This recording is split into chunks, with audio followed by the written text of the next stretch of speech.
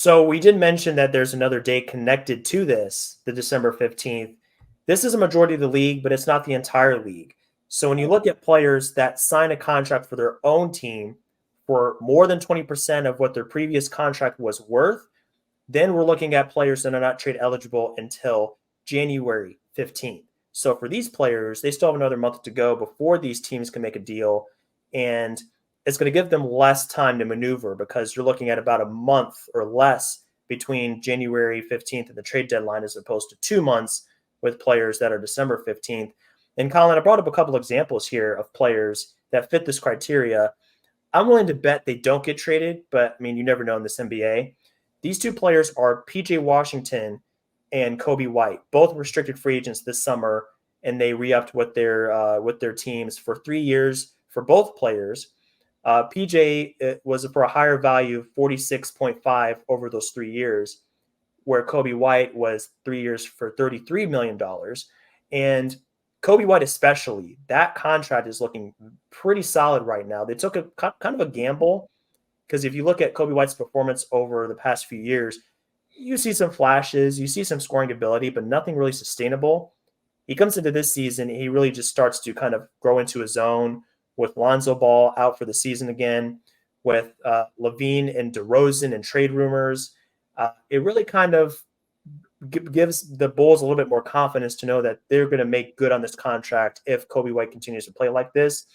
And, I couldn't help myself. I had to bring out the Chicago shirt because the Bulls are probably That the time of year, it's trade season. It's that time of year. exactly, man. I mean, the Bulls are basically the trade capital of the world right now because you look at all these rumors. It comes back to Chicago because they want to blow it all up. They need to. Hopefully, they want to, but they definitely need to because they're not going nowhere fast. So for Coby White specifically, he's going to take a little bit more time to become trade eligible. But I want to believe at this point that he is a guy that's going to stick around for them because he's shown that. I mean, he's still a young player in his early 20s. He has some ability here. He's showing the scoring ability, a playmaking ability that wasn't there before. So maybe he can fill that void created by Lonzo Ball. If they ship out the other two or one of the other two, they still have a solid guard they can invest their future in at a pretty good contract, average annual value of 11 million in this market. I mean, that's not bad at all. So that's the whole Coby White situation. Did you want to expand on that at all, or do you have any thoughts about PJ Washington's situation? No, I mean, as far as Coby White goes, yeah, the trade restriction of January 15th, you don't think that he'd be included in a trade based on exactly what we were talking about just now, where D'Angelo Russell is 27 on a 1 year deal, doesn't really fit with what the Bulls would you'd think that they would want right now. Whereas someone like Coby White, who's on their team, is 23 on a very cheap 3 year deal. I mean, that's like the mid level exception, right? So you don't think that he'd be up for a trade, but again, if you're going to get a huge haul for whatever reason, it might be something that you consider. But the other thing that's going to be interesting is if that was something where he'd be roped into a package for someone like DeRozan, that's where it creates issues for the next deadline that we're going to talk about, the December 29th deadline. So yeah, you don't think he's going to be traded, but like you said, in this NBA, you never know when another chip is needed in there to get the haul that you want. Teams are willing to do it. For sure. I mean, Coby White's situation is interesting. He's 23 years old. By the end of the season, he'll be 24. So, I mean, he's been around for a few years. This is his fifth season.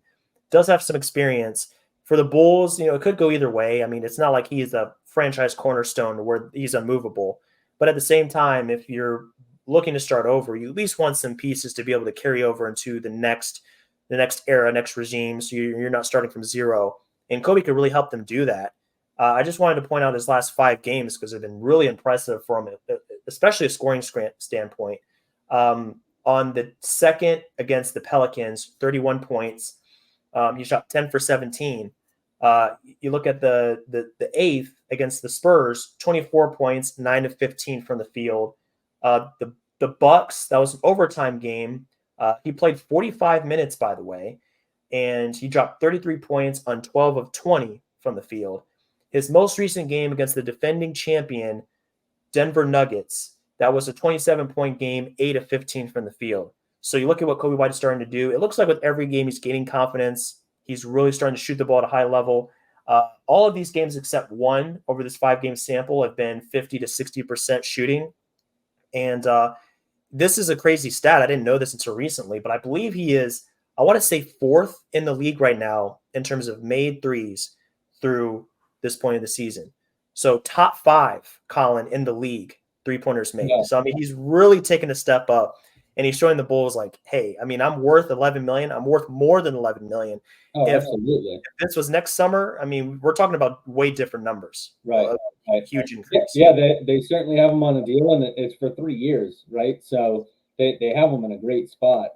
It's someone that you don't want to get rid of, but again, it's like another asset that the Bulls have if they need it. But yeah, certainly if I'm the Bulls, that's someone that you want to keep around and hopefully start building the core with. Building a young core with when you're rebuilding that team. That's a pretty cut and dry situation for them. Not quite as cut and dry if we're talking about the Charlotte Hornets and PJ Washington's situation. They have a little bit more depth at that position. They're still more of like kind of in limbo. They're trying to take a step up, but they're still the bottom tier of the standings here.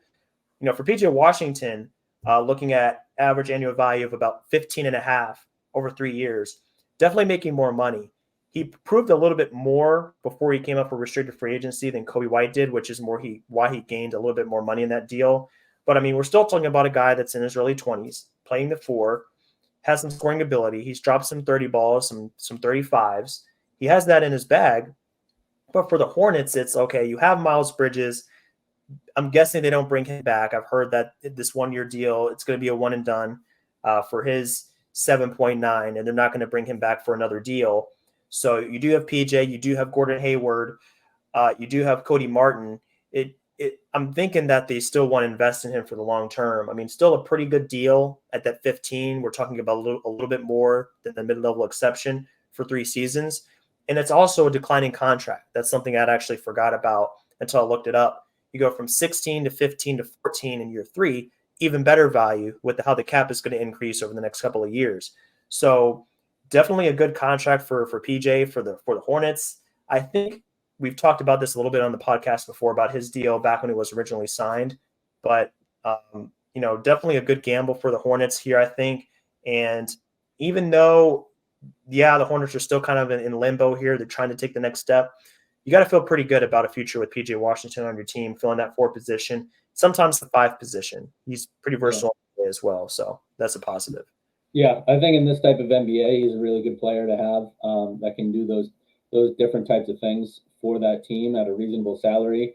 A younger player, that's not the type of guy that you think the Hornets would want to get rid of. You think that they're trying to look at unloading Hayward and Rozier in any way that they can to free up the books. But again, same thing with like the Bulls. If it's the right deal and it makes sense after January 15th or on January 15th until the trade deadline, I mean, you got to do it.